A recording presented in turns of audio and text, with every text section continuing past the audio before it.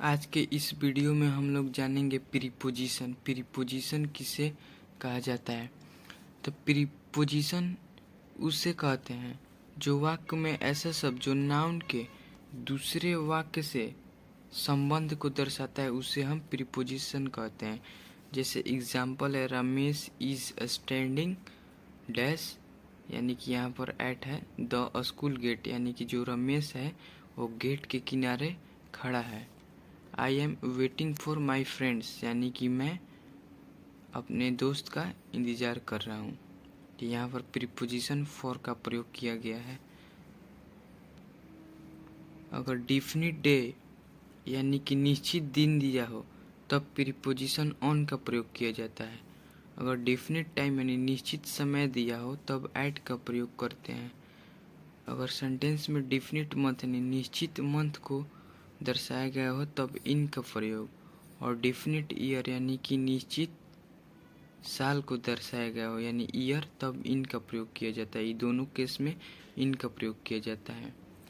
जैसे definite location यानी कि निश्चित लोकेशन दिया हो तब एट का प्रयोग किया जाता है, और डिफिनिट डेट यानी कि निश्चित कोई डेट दिया हो तब ऑन का प्रयोग किया जाता है। जैसे एग्जाम्पल में है आई विल मीट यू 15 अगस्त। यहाँ पर जो 15 अगस्त है ये दिखा रहा है डिफिनिट डे यानी कि निश्चित दिन को दर्शा रहा है, इसलिए यहाँ पर ऑन का प्रयोग किया जाता है।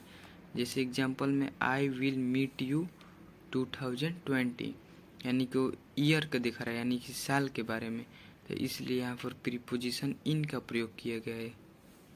आई विल मीट यू दिसंबर है जो ये शो कर रहा है मंथ को, यानी कि निश्चित मंथ दिया है दिसंबर, इसलिए प्रीपोजिशन इन का प्रयोग किया गया है।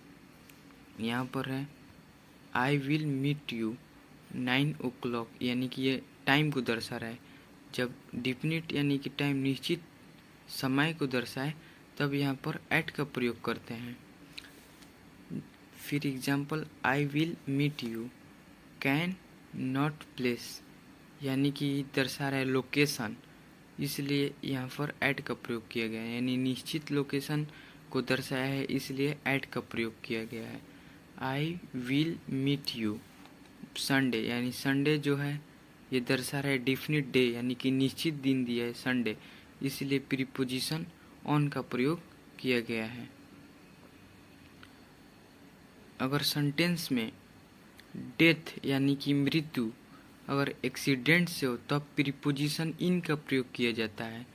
अगर सेंटेंस में किसी व्यक्ति का डेथ होता है अगर बीमारी से यानी डिजीज, तब प्रीपोजिशन ऑफ का प्रयोग करते हैं। जैसे एग्जाम्पल है सी डेड हार्ट अटैक यानी कि ये डिजीज यानी कि बीमारी है, इसलिए यहाँ पर प्रीपोजिशन ऑफ का प्रयोग किया गया है।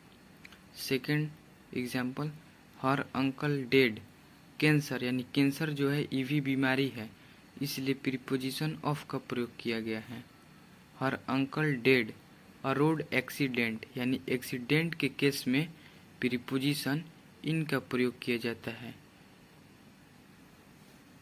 अगला पॉइंट है cut the Apple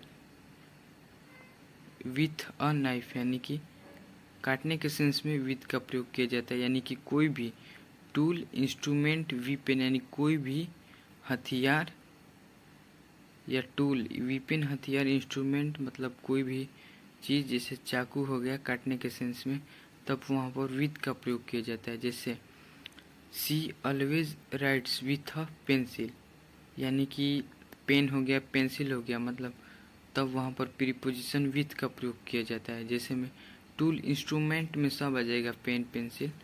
draw a circle with a compass, यानी कंपास से जो सर्कल हम लोग पाते हैं इंस्ट्रूमेंट, उस केस में विथ का प्रयोग किया जाएगा।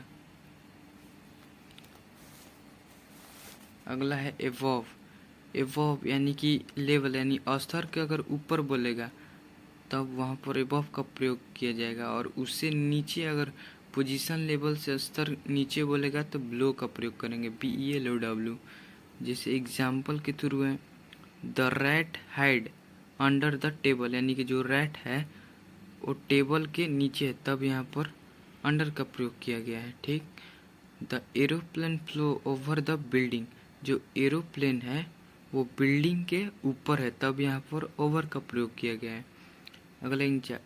अगला एग्जाम्पल है there is a fan above my head, यानी कि जो फैन है वो मेरे सिर से ऊपर है, तब एबोव अगर उससे भी ऊपर है तो ओवर का प्रयोग।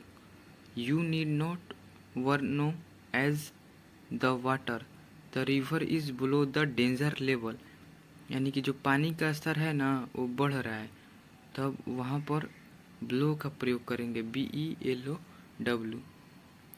अगला पॉइंट है कोवरिंग। कोवरिंग मतलब होता है आवरण।